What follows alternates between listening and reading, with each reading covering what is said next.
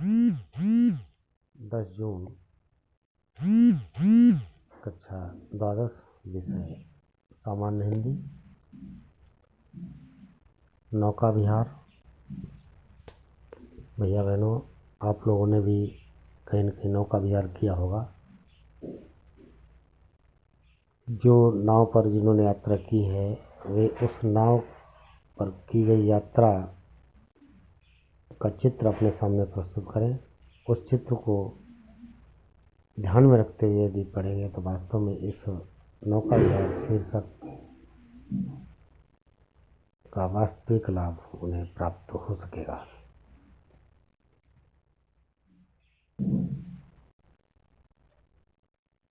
नौका विहार के अंतर्गत प्रकृति का मानवीकरण करते हुए पंत जी कहते हैं, नौका से उठती जल हिलोर, हिल पड़ते नभ के होर छोर।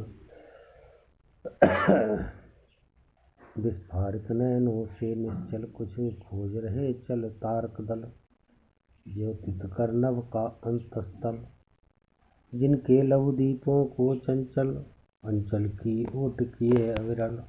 फिरती रहे लुक छिप पल पल, सामने शुक्र की छवि झलमल। तैरती परी सी जल में कल, पहरे कछों में हो ओझल। लहरों के घूंघट से झुक झुक, दसवीं का सच निज तिर्यक मुख। दिखलाता मुग्धा सा रुक रुक। पद्यांश में यदि प्रसंग के अंतर्गत हम जानकारी प्राप्त करें तो प्रसंग कौन सा है। प्रसंग के में नौका विहार करने के दौरान गंगा की अपूर्व छटा का वर्णन किया गया है, जिसमें चंचल लहराती हुई लहरों के मध्य गंगा की धारा में प्रतिबिंबित होने वाले आकाश और आकाश मंडल में दिखाई देने वाले तारे, उनकी तुलना उनको देखकर उनकी तुलना करते हुए उनका मानवीकरण करते हुए कवि यहाँ पर कहता है। पहले दो पंक्तियाँ दी गई हैं, उसमें तो पूरे आकाश को हिलता हुआ दिखाई दिखाया गया है। दूसरी पंक्ति में तारे जो टिमटिमा रहे हैं उनको वो कुछ खोज रहे हो ऐसा भाव व्यक्त किया है। और अगले में दीपों को चंचल अंचल की ओट की अविरल। गंगा में उठने वाली लहरों चंचल लहरें भी अपने आंचल की आड़ में तारे रूपी छोटे छोटे जगमगाते दीपकों को छिपाकर प्रतिक्षण लुकती छिपती सी नजर आ रही हैं। ऐसा भाव यहाँ पर है। फिरती लहरें लुक छिप पल पल प्रत्येक पल ऐसा हो रहा है कि लहरें लुका छिपी का खेल खेल रही हो, जैसे बच्चे खेलते हैं उसी मुकाम से। सामने शुक्र की छवि झलमल, और सामने जो शुक्र तारा है उसको देखकर कवि कहता है वो झिलमिलाता हुआ प्रतीत हो रहा है, उसकी बहुत ही सुंदर छवि लग रही है। उसको देखकर कवि कहता है ऐसा प्रतीत होता है कि जैसे परी सी अलंकार है कि कोई जल में कोई परी तैर रही हो, है ना। यमुना की परछाई जल में किसी सुंदर सी परी की तरह तैरती हुई दिखाई दे रही है। और रुपहरे कचों में हो श्वेत चमकती हुई जल तरंगों में उस परछाई को ओझल होने का दृश्य इतना मनोरम, इतना सुंदर है कि कवि को चांदी से चमकते हुए सुंदर केसों में परी के छिप जाने का आभास होता है। वो ऐसा उसे प्रतीत होता है कि चांदी के समान चमकते हुए उसके सुंदर केस हों, ऐसी परी उस जल में प्रवाहित हो रही है, उस जल में तैर रही है।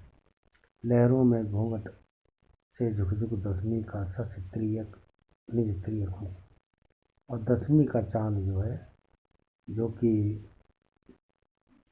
लगभग चौथाई कटा हुआ होता है, तो ऐसे उस चांद का प्रतिबिंब जब जल में पड़ता है उसकी कल्पना करते हुए कवि कहता है कि चांद का तिरछा मुख कभी लहरों की चंचलता में छिप जाता है, उठती गिरती लहरों के मध्य हिलता हुआ प्रतीत हो रहा है और कभी छिप जाता है, कभी दिखाई देने लगता है। तो ऐसा दसवीं का लहरों के घूंघट के से झुक झुक, जैसे कोई युवती अपने घूंघट को बार बार उभार रही हो, बार बार अपने मुख को दिखा रही हो।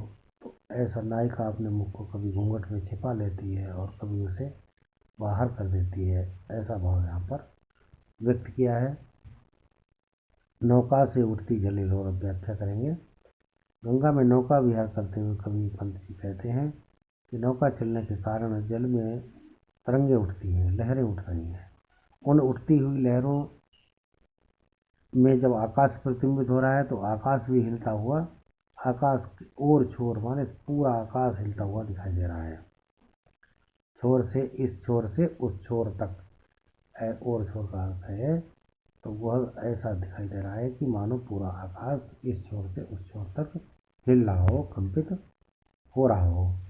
विस्फारित नयनों से निश्चल कुछ खोज रहे चल तारक दल, और उसमें टिमटिमाते हुए तारे जो प्रतिबिंबित हो रहे हैं तो उनको देखकर भी यही प्रतीत होता है कि मानो वे सभी तारे अपने नैनों को फाड़ फाड़ कर कुछ खोज रहे हों।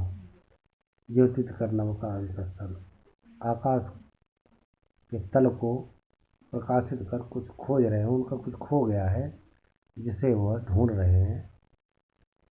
जिनके लघु द्वीपों की को चंचल अंचल की ओट लिए ये अविरल, अविरल माने लगातार, निरंतर ऐसा क्रम चल रहा है कि वह गंगा की उठती हुई चंचल लहरें भी अपने आंचल की आड़ में तारे रूपी छोटे छोटे जगमगाते द्वीपों को देख छिपा कर प्रतिक्षण लुकती छिपती हुई से प्रतीत हो रही हैं। फिरती लहरें लुक छिप पल पल, सामने शुक्र की छवि झलमल, और सामने शुक्र तारा दिखाई दे रहा है तो झिलमिलाता हुआ दिखाई दे रहा है। उसकी परछाई वह जब प्रतिबिंबित हो रहा है तो जल में प्रतिबिंबित उस शुक्र का तारे को देखकर कवि कल्पना करता है कि वह तारा ऐसा प्रतीत हो रहा है जैसे सुंदर सी परी उस जल में तैर रही हो। रुपहरे कचों में हो ओझल, जो कि सहज चमकती हुई जल तरंगों में उस परछाई के ओझल होने का दृश्य इतना मनोरम है कि कभी कुछ चांदी चमकते हुए केसों में परी के छिप जाने का आभास होता है। चांदी जैसे इसके बाल हैं उसमें वो छिप जाती है, ऐसी परी का दृश्य यहाँ पर मुखरित हुआ है। उस दृश्य को पंत जी ने बहुत ही सुंदर ढंग से प्रस्तुत किया है।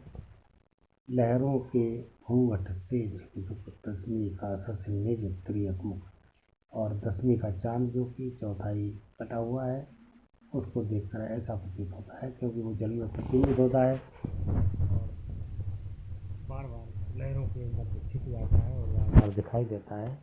तो उस चंद्रमा को देखकर कवि कल्पना करता है कि मानो कोई नायिका अपने घूंघट को बार बार छिपा रही है और बार बार अपने मुख को दिखा रही हो। मुग्धा दिखलाता मुग्धा सा रुक रुक, बार बार रुक रुक कर ऐसी बार बार क्रिया हो रही है। उस क्रिया को देखकर कवि कहता है शब्दार्थ में जल हिलोर पानी की लहर, नव आकाश, विस्फारित खुले हुए विस्तृत नयन आँख, तारक तारे ज्योतित प्रकाशित अंतस्थल हृदय ओट आड़, अविरल लगातार झलमल चमकीला, तैरती तैरती कल सुंदर, रुपहरे श्वेत कच केस बाल, ओझल गायब तिर्यक टेढ़ा, मुग्धा रूप आकर्षण देख मुग्ध होने वाली। ठीक है, तो इस प्रकार से ये शब्दार्थ हैं। प्रश्नों के उत्तर दिए गए हैं। प्रश्न पद्यांश के पाठों कवि का नाम, पाठों का विहार, कवि सूत्रानंद पंत। जल में तारों का प्रतिबिंब कैसा प्रतीत हो रहा है। दसवीं के चांद की उपमा किससे की गई है, नायिका से।